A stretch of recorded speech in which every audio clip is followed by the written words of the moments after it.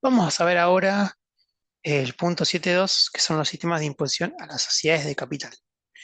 Ya nos metemos en la sociedad de capital, o sea, el tratamiento, los dividendos. Antes, los puntos anteriores nos referíamos más a la imposición que recaen sobre personas físicas. Ahora, ¿qué pasa cuando lo que estamos hablando es de la renta que generan sociedades de capital?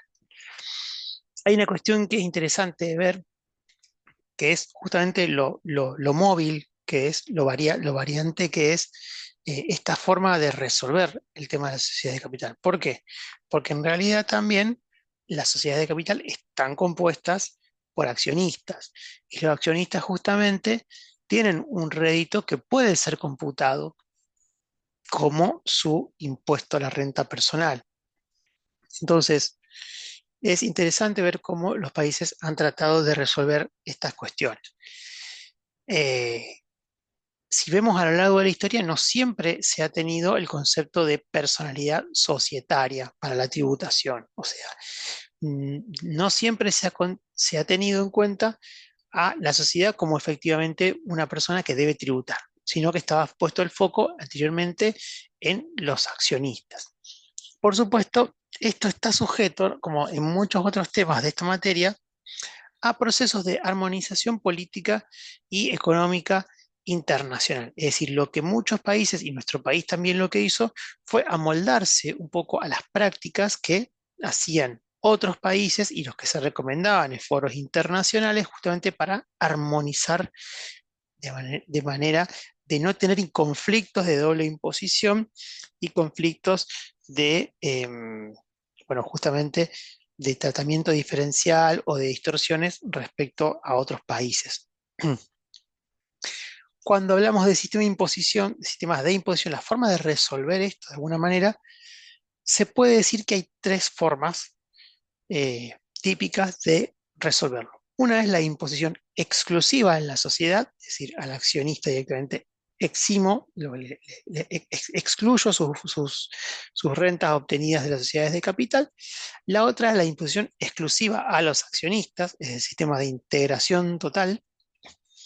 Y la tercera es la imposición a la sociedad y a sus accionistas.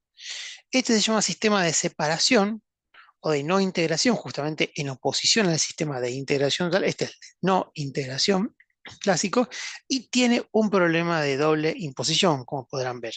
Por supuesto que este problema de doble imposición se puede resolver con de alguna manera unos tratamientos.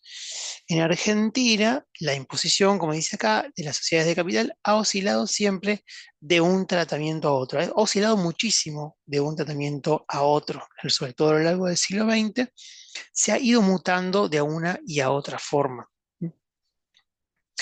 La concepción de personalidad jurídica se limita solo a las sociedades de capital, porque las demás formas sociales son consideradas como una simple reunión de socios. Esto es importante porque cuando nosotros veamos el universo de sociedades que tenemos, vamos a ver que hay sociedades de capital y sociedades de personas, ¿no? Las sociedades de personas para la tributación se consideran meras reuniones de socios, por lo tanto, no lo van a considerar como personalidad jurídica. O sea que cuando hablamos de este tipo de imposición, solamente hablamos de sociedades de capital. ¿Mm?